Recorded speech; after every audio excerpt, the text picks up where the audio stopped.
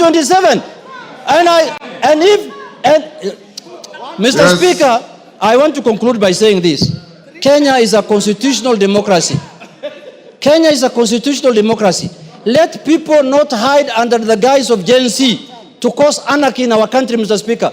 There is a deliberate attempt in this country to silence all institutions in this country. They want to silence parliament. They want to silence everyone who speaks for the people, so that the only people who can speak are the civil society, LSK, and other kind of people. Mr. Speaker, I look at now the chair of LSK, who is my friend.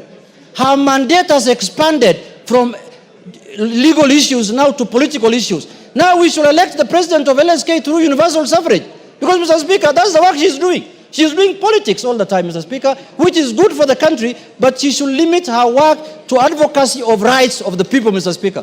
Mr. Speaker, I want to say this in conclusion finally, that what happened yesterday was an attempt to take over power unconstitutionally, to do a coup on the governance, on the government of the Republic of Kenya. We lost an election as ODM. We disputed the election.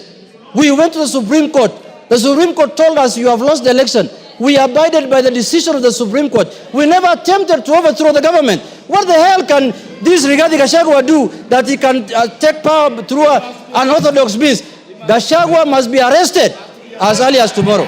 Tomorrow morning. Thank you, Mr. Speaker. I beg, say,